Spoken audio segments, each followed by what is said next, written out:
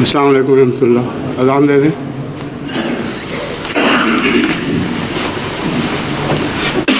اللہ اکبر.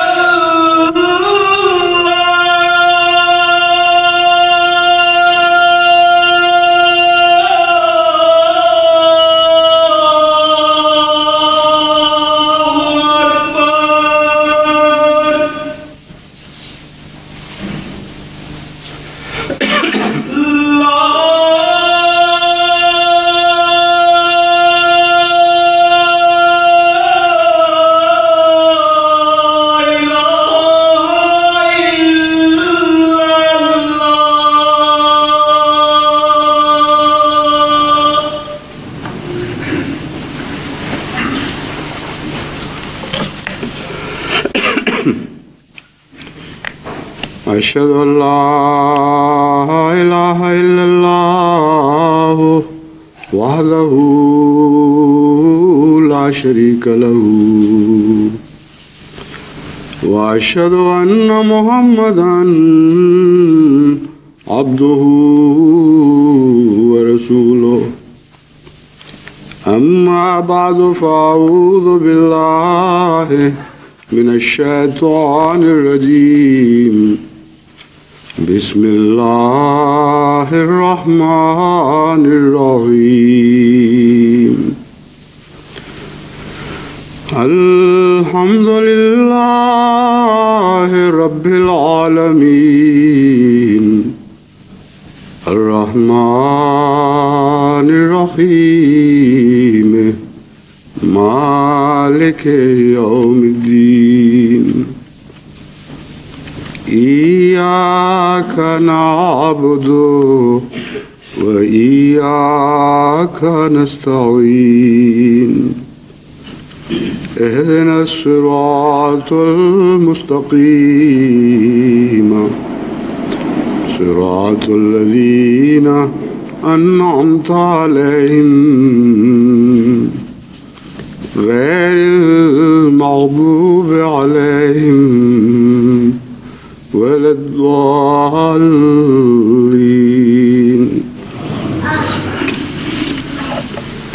يا أيها الذين آمنوا اتقوا الله حق تقاته ولا تموتن إلا وأنتم مسلمون واعتصموا بحبل الله جميعا ولا تفرقوا واذكروا نعمة الله عليكم إذ كنتم أعداء فألف بين قلوبكم فأصبحتم بنعمته إخوانا وكنتم على شفا حفرة من النار فأنقذكم منها كذلك يبين الله لكم آياته لعلكم تهتدون ولتكن منكم أمة يدعون إلى الخير ويأمرون بالمعروف وينهون عن المنكر وأولئك هم المفلحون.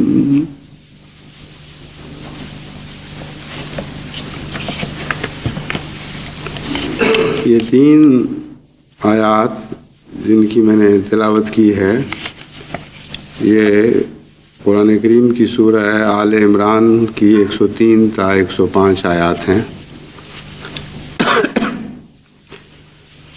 ان کا ترجمہ یہ ہے کہ اے وہ لوگو جو ایمان لائے ہو، اللہ تعالیٰ کا ایسا تقوی اختیار کرو جیسا کہ حق ہے، ایسا خدا سے ڈرو جیسا کہ خدا سے ڈرنے کا حق ہے. اور وہ حق کیا ہے؟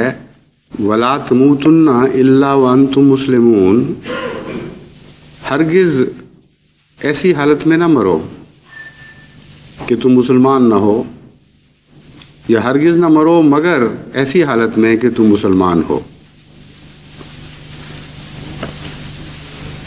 وَاعْتَصِمُوا بِحَبْلِ اللَّهِ جَمِيعًا، اللہ کی رسی کو اجتماعی طور پر مضبوطی سے پکڑ لو. ولا تفرقوا، اور تفرقہ میں نہ پڑو، ایک دوسرے سے الگ نہ ہو. واذکروا نعمت اللہ علیکم، اور اللہ کی نعمت کو یاد کرو جو اس نے تم پر فرمائی جب کہ تم آپس میں دشمن تھے. فألف بین قلوبکم، وہی خدا ہے جس نے تمہارے دلوں کو آپس میں محبت کے رشتوں میں باندھا. فأصبحتم بنعمتہ اخوانا، اور یہ رشتے ایسے مضبوط تھے کہ تم اللہ کی نعمت سے بھائی بھائی بن گئے. جو پہلے ایک دوسرے کے دشمن تھے ان میں ایک ایسا روحانی انقلاب برپا ہوا کہ وہ بھائیوں کی طرح ایک دوسرے کے ساتھ منسلک اور متحد ہو گئے. وَكُنْتُمْ عَلَى شَفَا حُفْرَةٍ مِّنَ النَّارِ فَأَنْقَذَكُم مِّنْهَا، تم گویا آگ کے سے بھرے ہوئے گڑھے کے کنارے پر کھڑے تھے، اللہ تعالیٰ نے تمہیں اس سے نجات بخشی. اسی طرح اللہ تعالیٰ اپنے نشان کھول کھول کر تمہارے سامنے بیان فرماتا ہے تاکہ تم ہدایت پاؤ۔ وَلْتَكُن مِّنكُمْ أُمَّةٌ، اور چاہیے کہ تم میں سے ہمیشہ ایک قوم، ایک امت لوگوں کو نیکی پر بلانے اور برائی سے روکنے پر مامور رہے۔ وَأُولَٰئِكَ هُمُ الْمُفْلِحُونَ، یہی وہ لوگ ہیں جو نجات پانے والے ہیں۔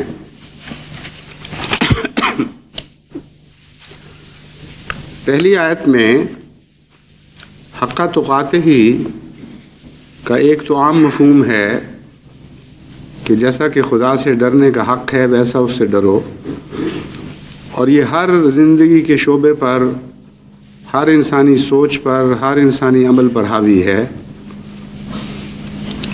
اور اس بات کا فیصلہ کہ خدا سے کیسے ڈرا جاتا ہے یا کیا حق ہے، ایک پہلو سے تو ہر انسان الگ الگ اپنے اپنے علم اور اپنی اپنی عقل اور اپنے مزاج کے مطابق کرتا ہے۔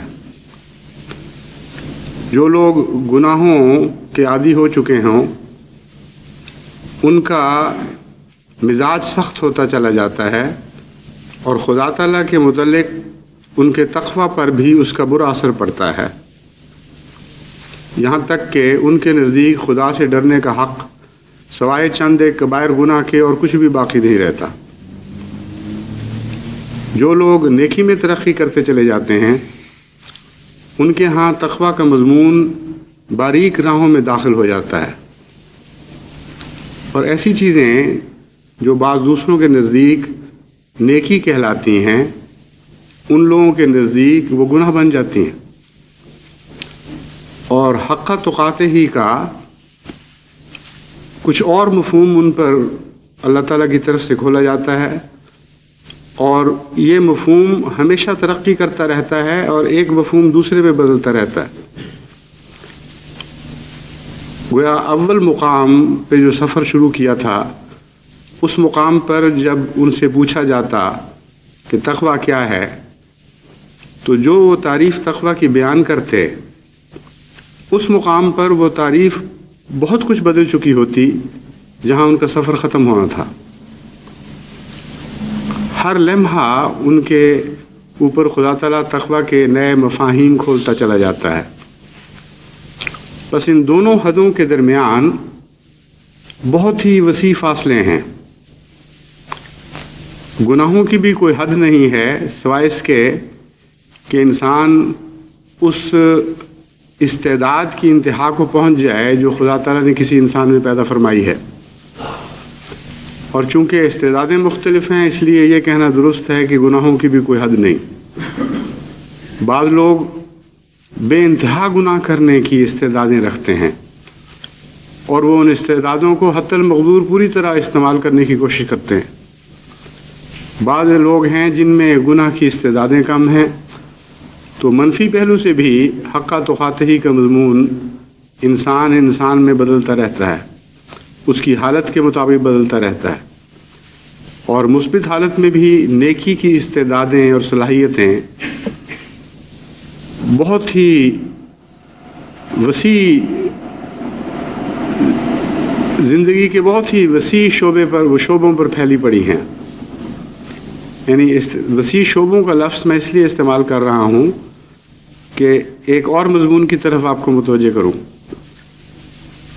تقویٰ کی باریک راہیں ایک انسان کو نصیب ہو سکتی ہیں، لیکن اگر اس کی استعدادیں کم ہوں اور زندگی کے کم شعبوں سے اس کی دلچسپیوں کا تعلق ہو تو راہیں باریک ہونے کی بجائے پھر بھی تنگ رہیں گی۔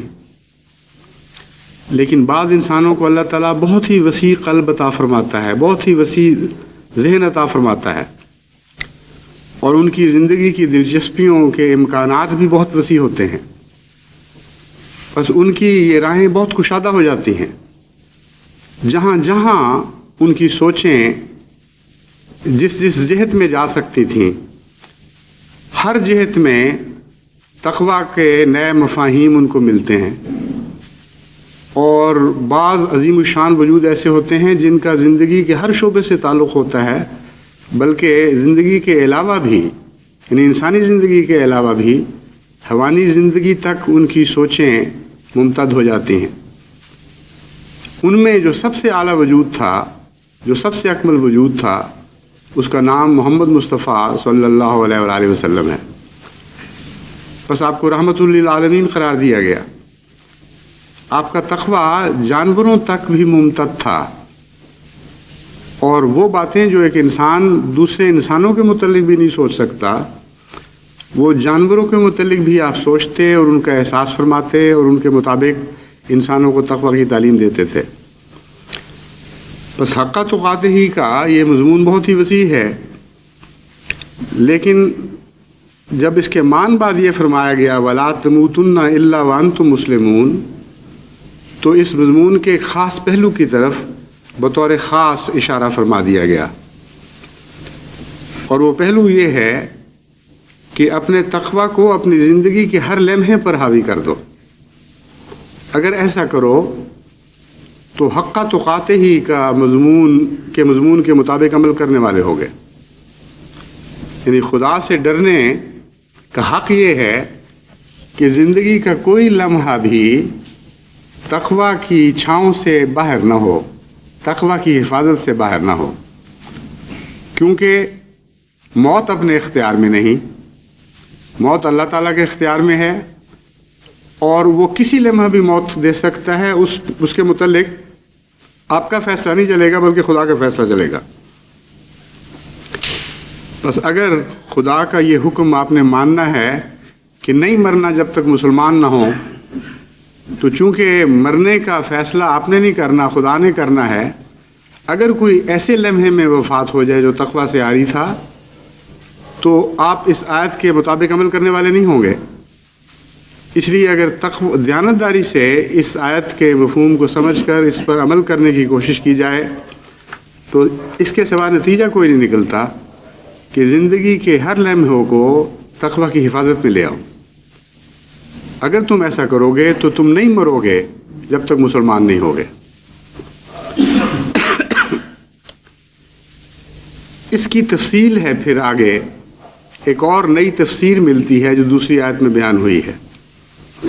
فرمایا وَاعْتَصِمُوا بِحَبْلِ اللَّهِ جَمِيعًا وَلَا تَفَرَّقُوا۔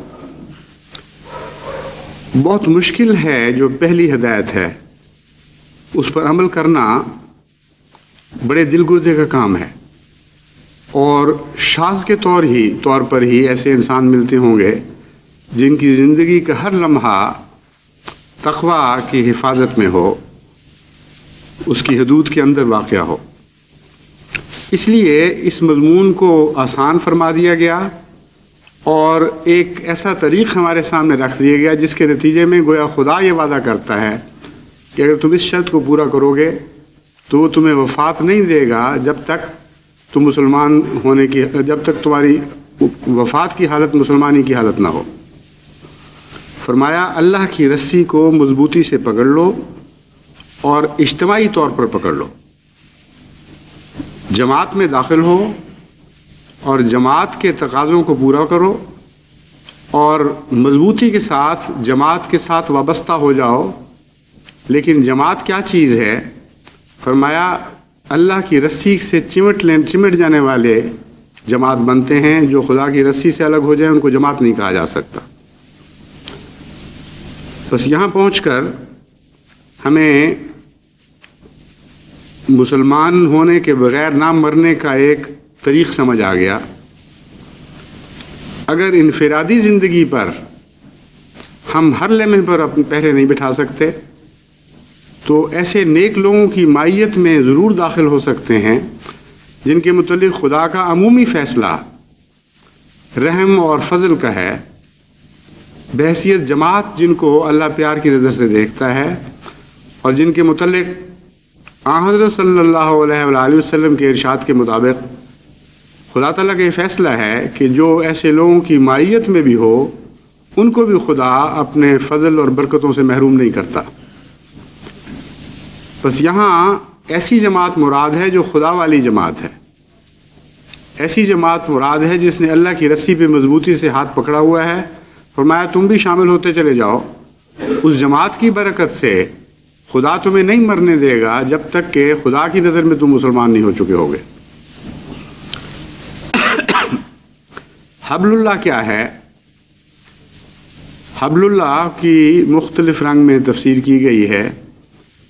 مختلف پرانے مفسرین نے مختلف زاویوں سے اس کو سمجھا، دیکھا، پرکھا، اور بالعموم سب کی نظر اس بات پر گئی کہ حبل اللہ یا تو وہ کتاب ہے، وہ وحی ہے جو آسمان سے نازل ہوتی ہے، یا وہ رسول ہے جس پر وہ وحی نازل ہوتی ہے. اس کے سوا آسمان سے تو ہم نے کوئی رسی اترتی نہیں دیکھی جس کے اوپر ہم ہاتھ ڈال دیں اور یہ سمجھیں کہ ہم محفوظ ہو گئے ہیں. تو دراصل یہ دو باتیں ہیں ہی نہیں. رسالت ہی حبل اللہ ہے. اللہ کا رسول اس تعلیم سے رسول بنتا ہے جو اس پر نازل کی جاتی ہے. اس تعلیم کے سوا اس کی کوئی حیثیت ہی باقی نہیں رہتی. اس لیے رسالت اور وحی اور کتاب کو الگ الگ کیا ہی نہیں جا سکتا. پس حبل اللہ سے مراد خدا تعالیٰ کا بھیجا ہوا اس کا پیغمبر، اس کا رسول ہیں،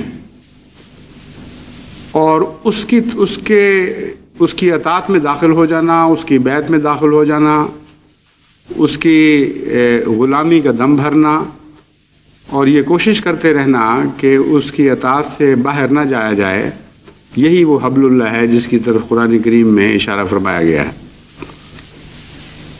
لیکن یہ حبل اللہ انبیاء کی وفات کے بعد بھی جاری رہتی ہے، اور بعض صورتوں میں سب سے اعلیٰ شکل میں نبوت کے بعد خلافت کی صورت میں ملتی ہے. اور اس کے بعد اگر خلافت نہ ہو تو پھر مجددیت ہے، یا اور خدا تعالیٰ کے ایسے بزرگ اور اولیاء امتوں میں پیدا ہوتے رہتے ہیں جن کے ساتھ تعلق جوڑنا گویا ایک رنگ میں حبل اللہ سے تعلق جوڑنے کے مترادف سمجھا جاتا ہے. چنانچہ اسی حبل اللہ کا ذکر کر کے فرمایا ہے، اس کی تشریح میں فرمایا وَاذْكُرُوا نِعْمَتَ اللَّهِ عَلَيْكُمْ إِذْ كُنْتُمْ أَعْدَاءً فَأَلَّفَ بَيْنَ قُلُوبِكُمْ فَأَصْبَحْتُمْ بِنِعْمَتِهِ إِخْوَانًا. یاد کرو اس وقت کو کہ جب تم ایک دوسرے کے دشمن تھے، جب بھائی بھی بھائی کا دشمن تھا، جب قبیلہ قبیلے کا دشمن تھا، اور سارا عرب ایک دوسرے کی دشمنی سے پھٹا ہوا تھا. فرمایا محمد مصطفیٰ صلی اللہ علیہ وآلہ وسلم تشریف لائے، اور خدا نے ایسا کیا کہ تمہارے دلوں کو محبت کے مضبوط بندھنوں سے باندھ دیا. فَأَصْبَحْتُمْ بِنِعْمَتِهِ إِخْوَانًا، اسی کی نعمت سے یعنی اللہ کی نعمت سے تم بھائی بھائی بن گئے. یہاں نعمت سے مراد نبوت ہے، کیونکہ اتمام نعمت ہی کا مطلب نبوت ہے. آپ قرآن کریم کا مطالعہ کر کے دیکھیں، ہر جگہ نعمت کے کمال تک پہنچنے کا نام ہی نبوت ہے. تو یہاں نعمت ہی میں حضرت محمد مصطفیٰ صلی اللہ علیہ وآلہ وسلم اور نبوت کا ذکر فرمایا گیا ہے. اور واقعتاً بھی یہی ہے کہ حضرت صلی اللہ علیہ وآلہ وسلم کی نبوت ہی کی برکت تھی جس کے نتیجے میں اللہ نے ان پر فضل فرمایا. دلوں کو خدا باندھتا ہے، دلوں کو انسان نہیں باندھتا. چنانچہ حضرت صلی اللہ علیہ وآلہ وسلم کو مخاطب کر کے دوسری جگہ خدا تعالیٰ فرماتا ہے کہ اگر جو کچھ زمین میں ہے تو خرچ کر دیتا تب بھی ان کے دلوں کو باندھ نہ سکتا، یعنی آپس میں ایک دوسرے کے ساتھ مربوط نہ کر سکتا. کہ اللہ ہی ہے جس کا دلوں پر تصرف ہے اور جس نے دلوں کو جوڑا ہے. لیکن کس ذریعے سے؟ وہ سیمنٹ کیا تھا، وہ جوڑنے والا مادہ کیا تھا؟ فرمایا بِنِعْمَتِهِ، نبوت کے ذریعے، محمد مصطفیٰ صلی اللہ علیہ وآلہ وسلم کی برکتوں کے ذریعے تمہیں باندھ دیا گیا ہے.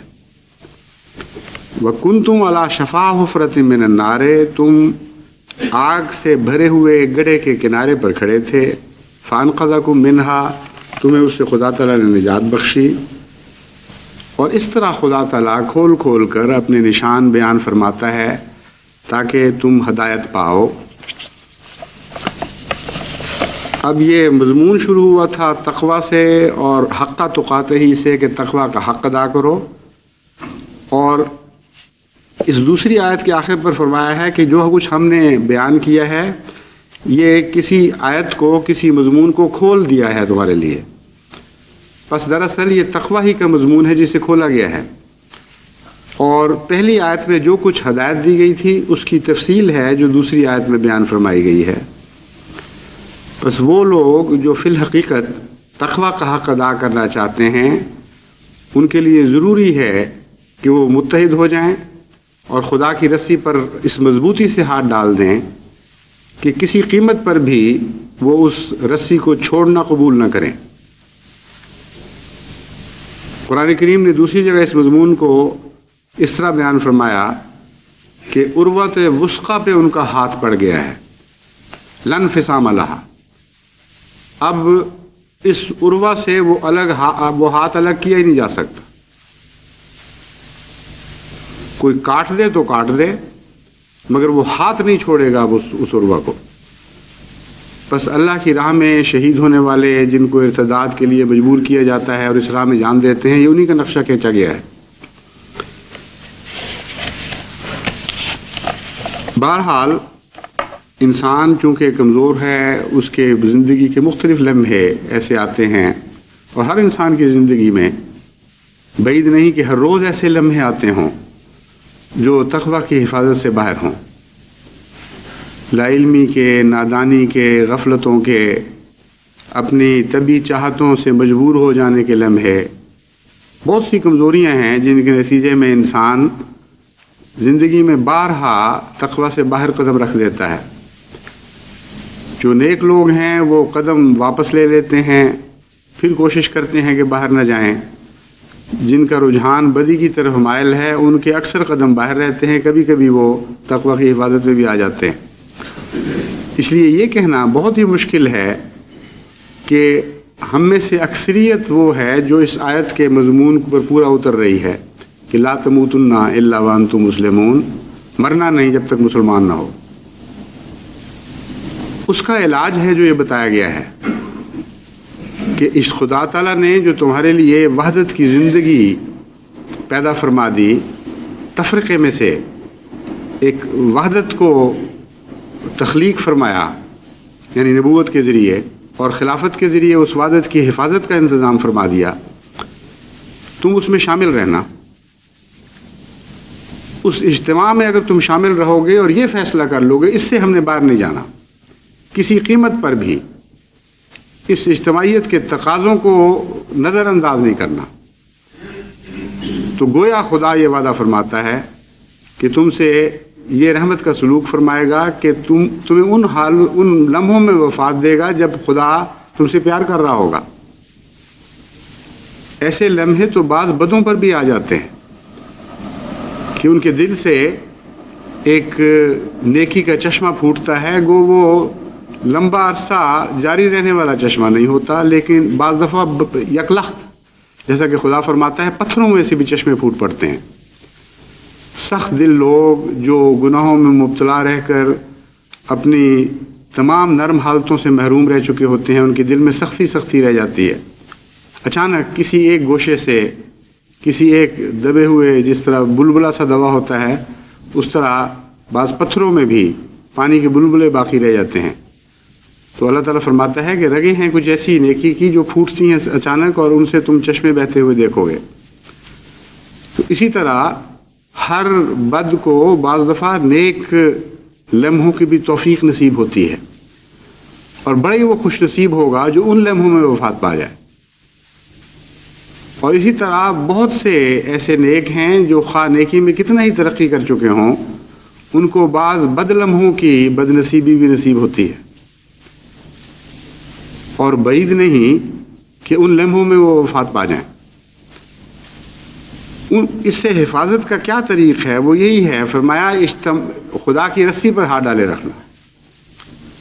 اللہ تم سے رحم کا سلوک فرمائے گا، اور جو جماعت کے حق میں فیصلہ ہے وہ انفرادی طور پر تمہارے حق میں لکھا جائے گا۔ جس جماعت سے تم وابستہ تھے، اگر اجتماعی طور پر وہ متقی ہے، اگر اجتماعی طور پر خدا کے نزدیک وہ مسلمان ہے، تو جب تک خدا کی تحریر میں وہ جماعت مسلمان ہے، تمہارا انفرادی طور پر مرنا بھی مسلمان کے طور پر مرنا شمار کیا جائے گا۔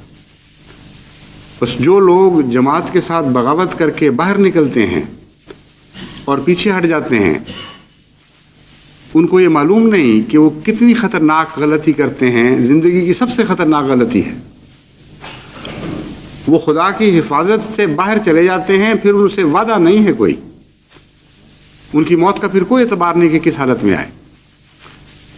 اس لیے یہ بہت ہی بڑی اہم بات ہے کہ جماعت متفق اور متحد رہے، اور خلافت سے جب ہم خلافت کہتے ہیں تو مراد سارا نظام جماعت ہے، اس کو آپ خلافت سے الگ نہیں کر سکتے۔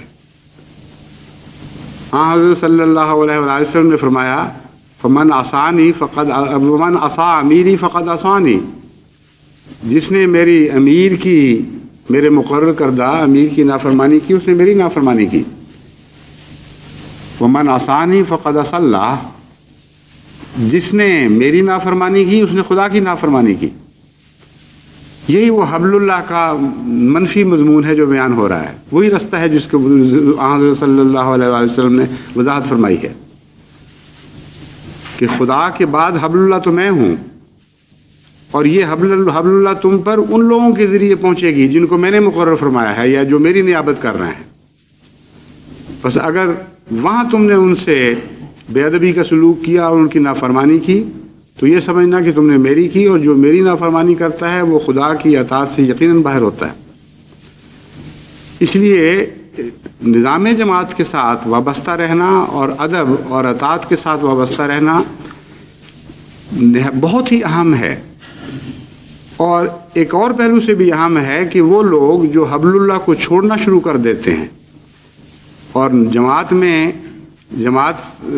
میں رہتے ہوئے بظاہر ایسی حرکتیں شروع کر دیتے ہیں جس کے نتیجے میں نظام جماعت کا رعب کم ہو جاتا ہے، اس کی وقت کم ہونے لگ جاتی ہے، لوگ اسے تخفیف سے دیکھنے لگ جاتے ہیں۔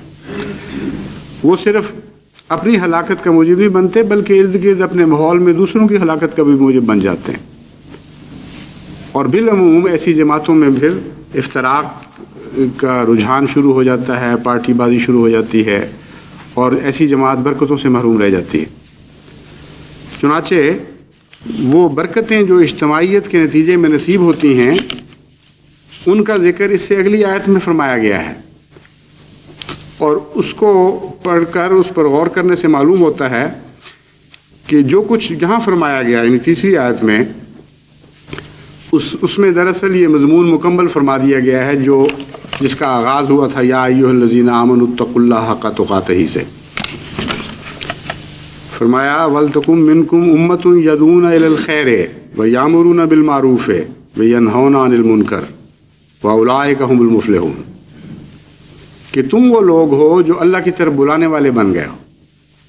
جب تک تم اکٹھے نہ ہو تم اس بات کے اہل نہیں ہو کہ لوگوں کو خدا کی طرف بلاؤ، نیکیوں کی طرف متوجہ کرو اور بدیوں سے باز رکھو۔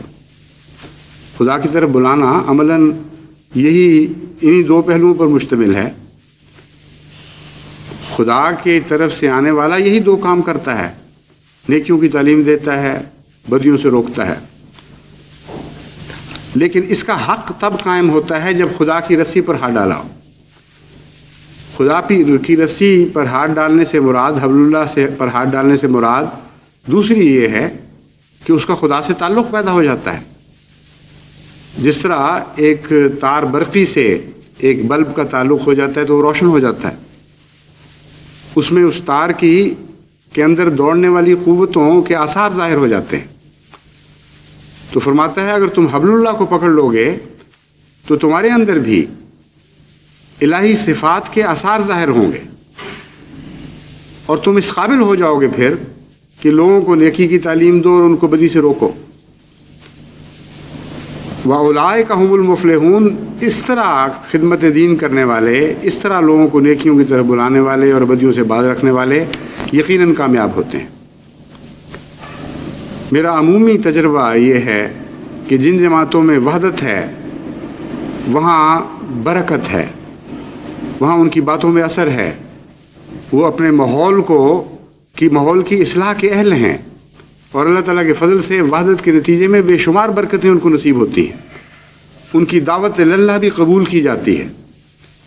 لیکن جہاں جماعتوں میں افتراق ہے وہاں کوئی بھی برکت باقی نہیں رہتی، نحوست پیدا ہونی شروع ہو جاتی ہے۔ بلکہ بعض اوقات ایسے دور میں جب کہ باقی جماعتوں کے لیے ابتلا کا دور ہوتا ہے اور بڑے ہی عظیم الشان ابتلا کا دور ہوتا ہے، ان جماعتوں سے سلوک میں کچھ سزا کا رنگ بھی آ جاتا ہے۔ وہ ان کی اپنی ناچاقی کی نحوستیں ہیں جو اس ابتلا کے دور میں خدا کی سزا کو کھینچنے لگ جاتی ہیں۔ چنانچہ آپ اگر آفاقی نظر سے جائزہ لیں حالات کا تو آپ کو معلوم ہوگا کہ اتحاد کے جہاں خدا تعالیٰ نے اتحاد عطا فرمایا ہے جماعت کو، اور جہاں حبل اللہ کو جماعت نے مضبوطی سے پکڑا ہوا ہے، وہاں اللہ تعالیٰ غیر معمولی حفاظت کے سامان فرماتا ہے، اور وہاں ان لوگوں سے کچھ اور سلوک ہو رہا ہوتا ہے خدا کا ان جماعتوں کی نسبت جو ہیں تو معدود چند، لیکن اس پہلو سے بڑے نمایاں ہیں کہ سفید کپڑے پہ داغ کی طرح ہیں، اور انہوں نے وحدت کو چھوڑ دیا ہے۔ اس مضمون پہ پہلے بھی میں کئی دفعہ توجہ دلا چکا ہوں، لیکن یہ مضمون اتنا اہم ہے کہ بار بار آپ کے سامنے لایا جانا چاہیے۔ میں نے دیکھا ہے جب کسی مضمون پر خطبہ دیا جاتا ہے تو اللہ تعالیٰ کے فضل سے، کیونکہ جماعت متقیوں کی جماعت ہے، اسی لیے میں نے کہا کہ جماعت سے وابستہ ہوں گے تو آپ پر جماعت کا لیبل لگ جائے گا۔ یہی مضمون ہے جو اس آیت میں بیان ہوا۔ چونکہ جماعت متقیوں کی جماعت ہے، اس لیے بڑی تیزی کے ساتھ اصلاح کی طرف مائل ہوتی ہے۔ حیرت انگیز طور پر دل و جان کے ساتھ پوری محنت و توجہ کے ساتھ کوشش کرتی ہے کہ ہر بات جو خلیفہ کے منہ سے نکلے اسے پورا کرے۔ یہ جو غیر معمولی خدا تعالیٰ نے جماعت احمدیہ کے اندر اخلاص اور ایمان کو پیدا فرمایا اور پھر اس اعلیٰ درجے تک پہنچا دیا، یہ ہے حضرت مسیح موعود علیہ السلام کا اعجاز۔ یہ پیشگوئی پوری ہوئی ہے جس میں حضرت صلی اللہ علیہ وآلہ وسلم نے فرمایا تھا کہ اگر سریہ پر بھی ایمان چلا گیا تو ان میں سے ایک شخص ہوگا، ایک عظیم انسان ہوگا جو اسے واپس لے آئے گا۔ بس یہ جو عظیم الشان ایمان کا مظاہرہ آپ دیکھ رہے ہیں جماعت میں، اور اخلاص کا اور محبت کا اور اطاعت کا اور ادب کا، یہ سب وہی دراصل حضرت اقدس محمد مصطفیٰ صلی اللہ علیہ وآلہ وسلم کی پیشگوئی کو عملاً پورا ہوتے دیکھنا ہے۔ بہرحال میرا یہ تجربہ ہے کہ جب بھی توجہ دلائی جائے پھر جماعت فوراً توجہ کرتی ہے، لیکن انسان کمزور ہے، اور یہی توقع بھی رکھی جاتی ہے کہ بعض دفعہ کچھ عرصے کے بعد پھر بعض لوگ ان مقامات سے گرنے لگتے ہیں جہاں تک وہ پہلے ترقی کر کے پہنچتے ہیں، اور بار بار بعض لوگوں کو توجہ دلانی پڑتی ہے۔ کچھ کمزور ہیں، کچھ دنیا میں پڑھ کے غافل ہو جاتے ہیں، بعض جگہ نئے جھگڑے پیدا ہوتے ہیں، نئے قسم کے جذبات سے مغلوب ہو کر لوگ اپنے آپے میں نہیں رہتے اور پھر اختلافات کا بیج بو دیتے ہیں۔ تو یہ وہ اہم مضمون ہے جس کی طرف بار بار وقتاً فوقتاً توجہ دلائی جانی چاہیے۔ خصوصیت سے نئے آنے والے دور سے پہلے تو ہمیں بالارادہ بہت غیر معمولی کوشش کر کے اپنے جہاں بھی ہم نے اتحاد کو کھویا اس کو، اپنے کھوئے ہوئے اتحاد کو واپس لینا چاہیے۔ بالعموم یہ دیکھا گیا ہے کہ اتحاد کو پارا پارا کرنے والے بعض افراد ہوتے ہیں، ان کے مزاج میں بعض دفعہ سختی پائی جاتی ہے، بعض دفعہ خود غرضی پائی جاتی ہے، بعض دفعہ ذہنی سطح اتنی نیچے ہوتی ہے کہ وہ دوسرے کو دیکھتے ہیں تو اس کی برائیاں نظر آ رہی ہوتی ہیں، جب انہی حالات میں سے خود گزرتے ہیں تو ان کی نظر اپنے حالات کا جائزہ لینے کی اہل نہیں رہتی، اس لیے ان کو ہر برائی دور دور دکھائی دیتی ہے۔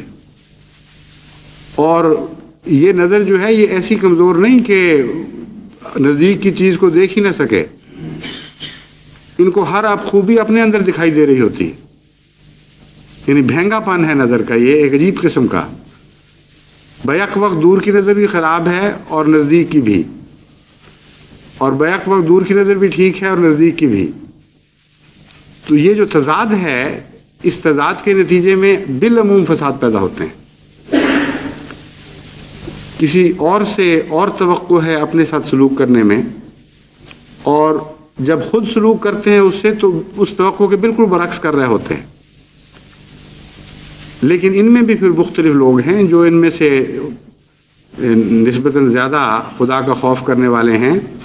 جب ان کو ڈانٹا ڈپٹا جائے، ان کو سمجھانے کی کوشش کی جائے تو وہ پھر رک بھی جاتے ہیں.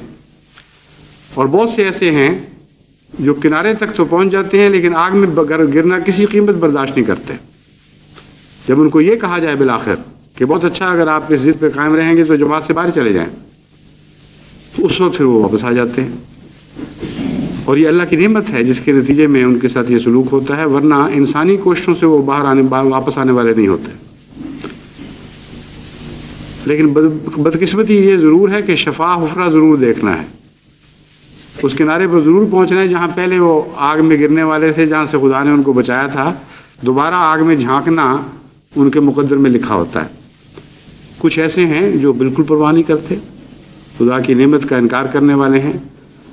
اور اسی لیے آیت استخلاف میں ایسے لوگوں کے لیے جو کفران کا لفظ استعمال فرمایا ہے، وہ ناشکری کرنے والے ہیں،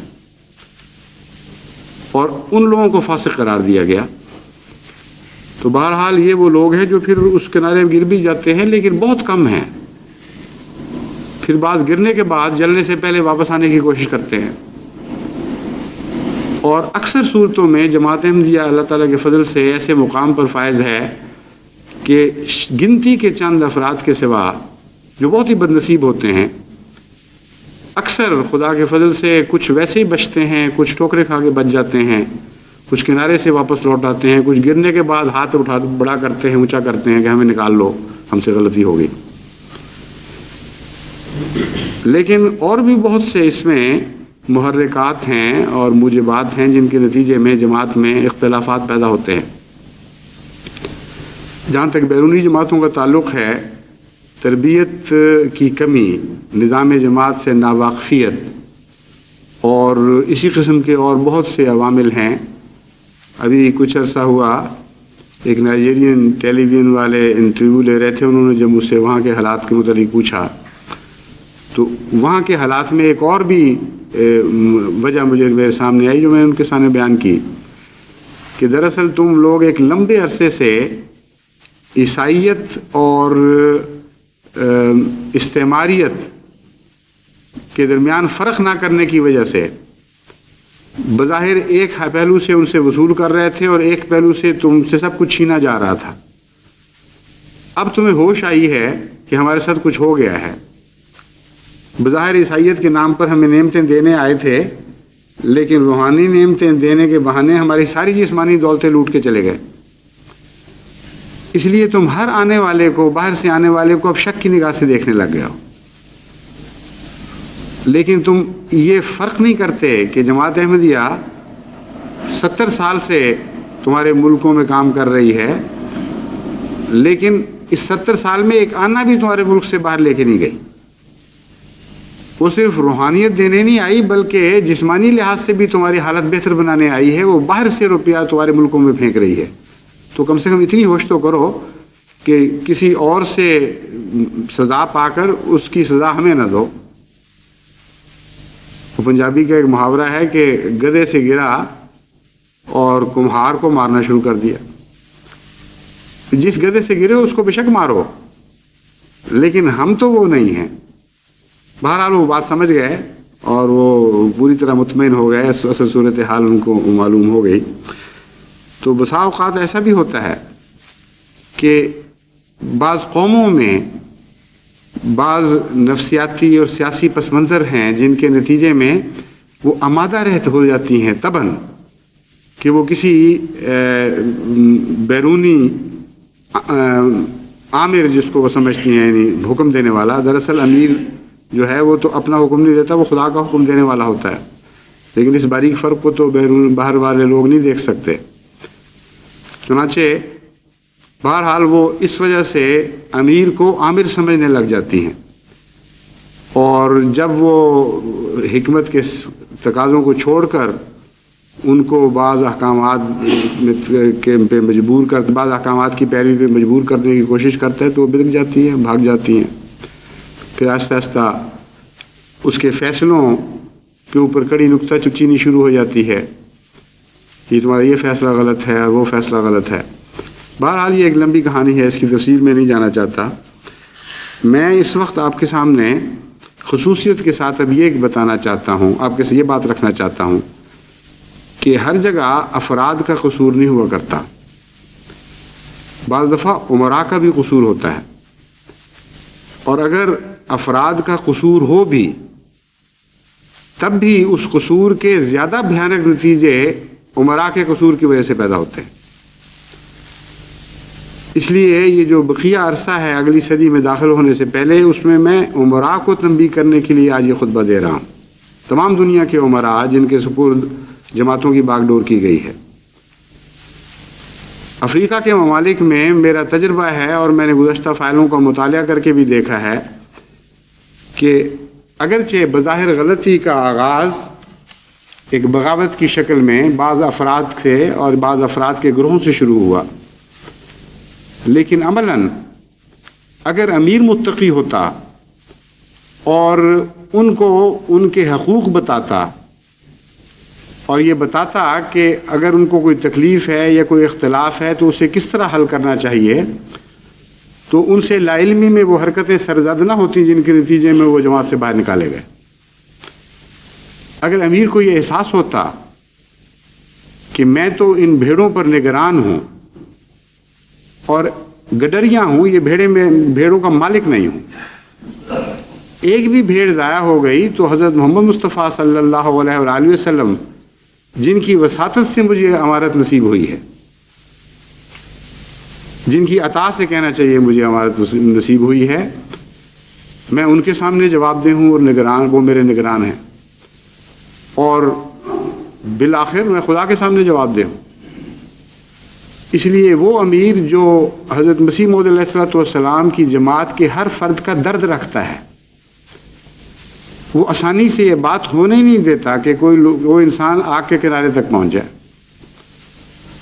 حتی المقدور کوشش کرتا ہے محبت اور پیار سے سمجھا کر کہ کسی طرح ایک ایسا شخص جو غلط فہمی کا شکار ہوتا چلا جا رہا ہے یا انانیت کا شکار ہو رہا ہے، اس کی اصلاح کرے، اس سے محبت اور پیار کا سلوک کرے، اسے سمجھائے۔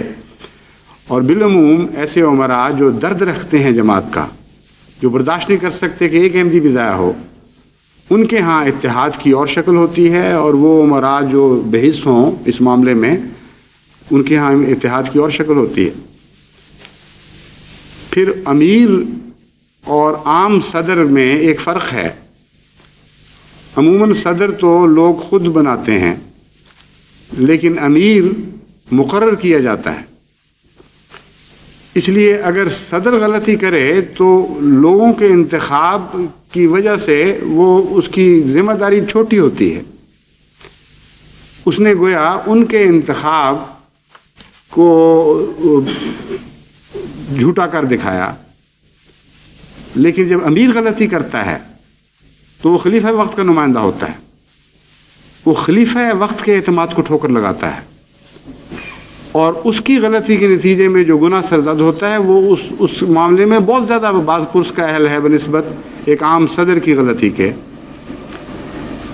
پھر امیر بھی دو قسم کے ہیں، ایک وہ امیر ہیں جن کو لوگ منتخب کرتے ہیں لیکن اس شرط کے ساتھ کہ ہمارا مشورہ ہے، چاہے تو قبول کریں چاہے تو نہ قبول کریں، آپ جس کو چاہیں مقرر کر دیں گے، ہم اسے قبول کریں گے، لیکن آپ نے مشورہ مانگا ہے تو ہم یہ مشورہ دیتے ہیں کہ اس کو یا اس کو یا 2-3 آدمیوں کے نام لیتے ہیں کہ ان میں سے کسی ایک کو منتخب کر لو۔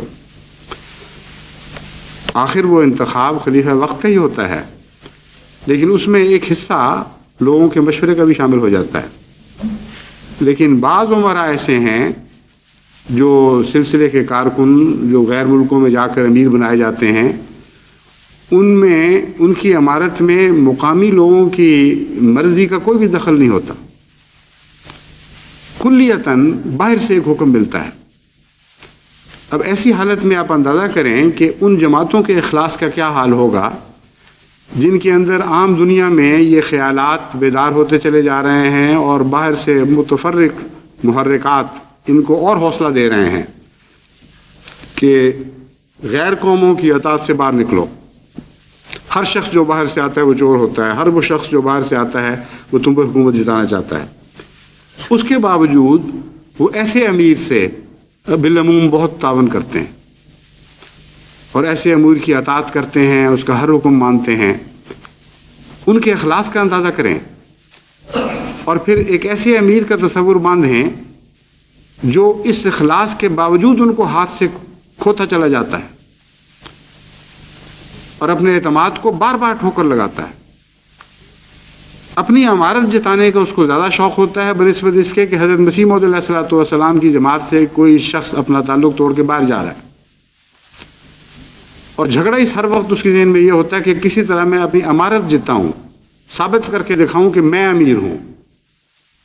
عمارت کے آداب سکھانا اس کا فرض ہے، ضروری ہے اس کے لیے کہ ان کی تربیت کرے اور جماعت کے عالمی نظام کا ایک جزو لا ينفک بنا دے.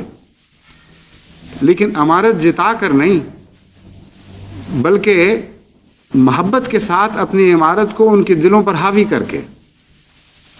یہ دو بالکل مختلف چیزیں ہیں. اعلیٰ درجے کے عمراء جو جماعت میں پیدا ہوئے اور ابھی بھی ہیں اور آئندہ بھی خدا کے فضل سے پیدا ہوتے رہیں گے، ان کے ہاں آپ کو کہیں بھی عمارت جتانے کا کوئی لمحہ دکھائی نہیں دے گا. وہاں تو یہ شکل بنتی ہے کہ اپنے احکامات کو حکم کہنے سے وہ شرماتے ہیں.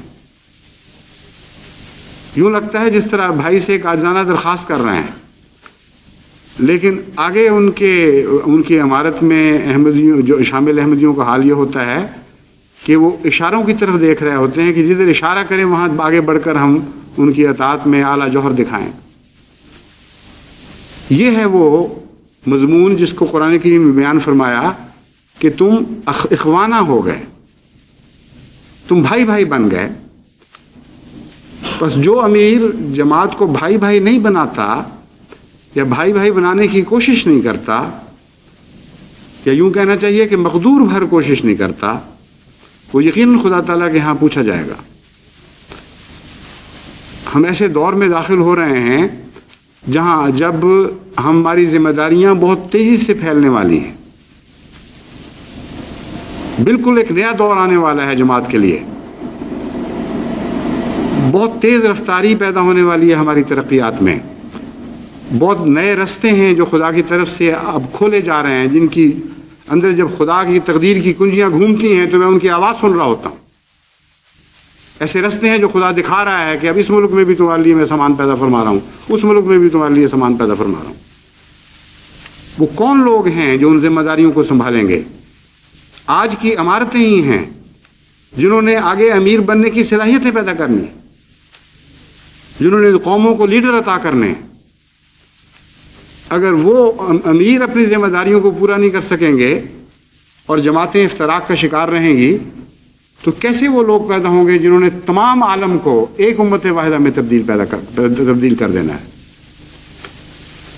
اس لیے چونکہ امت واحدہ بننے کے آثار ظاہر ہو رہے ہیں اور وقت قریب آتا چلا جا رہا ہے، اس لیے بہت ہی زیادہ ضرورت ہے کہ ہر کوشش کریں، ہر جتن کریں کہ ہمارے تمام اختلافات مٹ جائیں اور جماعت امت واحدہ بن کر ابھرے، تاکہ ہم اگلی صدی میں ایک قوم کے طور پر، ایک ایسی جماعت کے طور پر داخل ہوں جن میں سے ایک جماعت کا تقویٰ ہر فرد کے اوپر مور بن جائے. ہر فرد جو اس جماعت میں داخل ہو اس پر خدا تعالیٰ کی فرشتے تقویٰ کی موریں لگا رہے ہوں.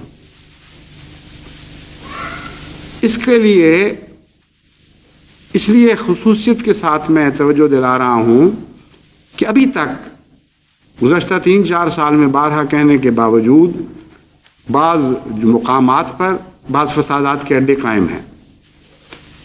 بعض ملکوں میں وہ ذلیل اور کمینی روایات ابھی تک چل رہی ہیں کہ ایک دوسرے کے خلاف ایک دوسرے کا گلا کاٹ رہا ہے، ایک دوسرے کے خلاف شکایتیں کر رہا ہے، اور پھر ٹولیاں بن کے امیر کے خلاف شکایتیں کر رہے ہوتے ہیں. پھر امیر کی طرف سے اس کے ہم نوا جواب دے رہے ہوتے ہیں کہ نہیں، قصور فلاں کا ہے فلاں کا ہے. میں تنگ آ گیا ہوں ان چیزوں سے، اپنی ذات کے لیے نہیں بلکہ آپ کے مزاج کی خاطر ساری جماعت کی طرف سے میں تنگ آ چکا ہوں. ہماری جماعت اس بات کو قبول نہیں کرے گی. اس لیے عمرا کے لیے اب دو رستے ہیں، یا تو اپنے اگر تو ان کے اندر کوئی قصور ہے تو اپنی حالت کو درست کریں اور اپنے تقویٰ کے معیار کو بلند کریں اور سر دھڑ کی بازی لگا دیں اس بات میں کہ ساری جماعت متحد ہو جائے گی، یا پھر وہ جو قصوروار لوگ ہیں ان کو نظر انداز وہ کیوں کر رہے ہیں، ثابت کریں کہ یہ وہ لوگ ہیں جو قصوروار ہیں اور ہر اصلاح کی کوشش ناکام ہوئی ہے، ان کو نکال کے باہر پھینکا جائے گا. اگلی صدی میں یہ میرے خدا تعالیٰ اگر توفیق عطا فرمائے تو میرا فیصلہ ہے کہ ہم نے متحد ہو کے داخل ہونا ہے، ہم نے بکھری ہوئی حالت میں داخل نہیں ہونا انشاءاللہ تعالیٰ باللہ توفیق. اس لیے عمرا کو میں 6 مہینے کا وقت دیتا ہوں. 6 مہینے جو زور لگانا ہے لگا لیں اور 2 میں سے ایک رستے کو کھول دیں، بالکل واضح کر دیں کہ ہماری کوششوں کے نتیجے میں اب خدا کے فضل سے ساری جماعت امت واحدہ بدل یعنی ایک واحد جماعت میں تبدیل ہو چکی ہے اور ہمارے دل ایک دوسرے سے مل چکے ہیں، بھائی بھائی ہو چکے ہیں اور ہمارے اندر کوئی تفریق نہیں ہے. یا دوسرا پہلو یہ کہ فلاں افراد ایسے ہیں جماعت کے جو نہیں سمجھ رہے اور نہیں باز آ رہے ہیں، یہ جتن ہم نے کیے لیکن انہوں نے کوئی اثر نہیں دکھایا. ایسی صورتوں میں ان جماعتوں میں کمیشن مقرر کیے جائیں گے، دیکھا جائے گا کہ ہو کیا رہا ہے. اگر امیر کو تبدیل کرنے کی ضرورت پڑی تو امیر کو تبدیل کیا جائے گا. اگر چند بیماروں کو اس غرض سے باہر نکالنا پڑا کہ ان کی بیماری کے اثرات دوسروں تک نہ پہنچیں تو ایسا کرنے سے بھی گریز نہیں کیا جائے گا. یہ دونوں فیصلے تکلیف دہ ہیں، لیکن میرے کاموں میں یہ تکلیف شامل ہے، میرے منصب میں یہ تکلیف داخل ہے، اس لیے میں اس سے گریز نہیں کر سکتا.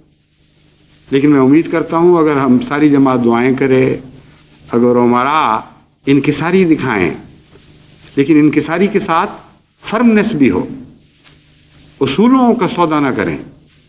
جہاں ان کو خدا تعالیٰ نے مغفرت کا حق نہیں دیا وہاں اپنے نرم دلی کو جماعت کے لیے نقصان کا موجب نہ بنائیں. جہاں سختی کے بغیر اور اصولوں میں مفاہمت کے بغیر نرمی کام کر سکتی ہے وہاں اپنی انانیت کو اس نرمی کی راہ میں روک نہ بننے دیں. انکساری کے تمام جوہروں اپنے خدا داد جوہروں کو استعمال کریں اور دعائیں کریں تو کوئی بعید نہیں کہ جہاں بظاہر بڑے بڑے فتنے دکھائی دے رہے ہیں وہاں کوئی بھی فتنہ باقی نہ رہے. تو بہرحال اس 6 مہینے کے بعد چند مہینے تحقیقات کے بھی لگ جائیں گے تو میں امید رکھتا ہوں کہ انشاءاللہ تعالی ہمارا 88 کے وسط تک جماعت خدا کے فضل سے یہ کہہ سکے گی کہ اب ہم جہاں تک انسانی کوششیں ہو سکتی تھیں امت واحدہ بن چکے ہیں اور اس حیثیت سے اگلی صدی میں ہم داخل ہو رہے ہیں کہ تمام دنیا کو محمد مصطفیٰ صلی اللہ علیہ وآلہ وسلم کے جھنڈے پر کے تلے ایک امت کے طور پر اکٹھا کرنے کی کوشش کریں. یہ آپ کریں گے تو میں آپ کو یقین دلاتا ہوں کہ خدا کا یہ وعدہ آپ کے حق میں ضرور پورا ہوگا.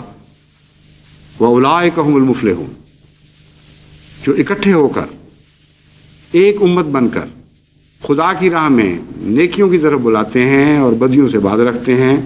خدا فرماتا ہے اولئک هم المفلحون، یقیناً یہی لوگ ہیں جو کامیاب ہوں گے.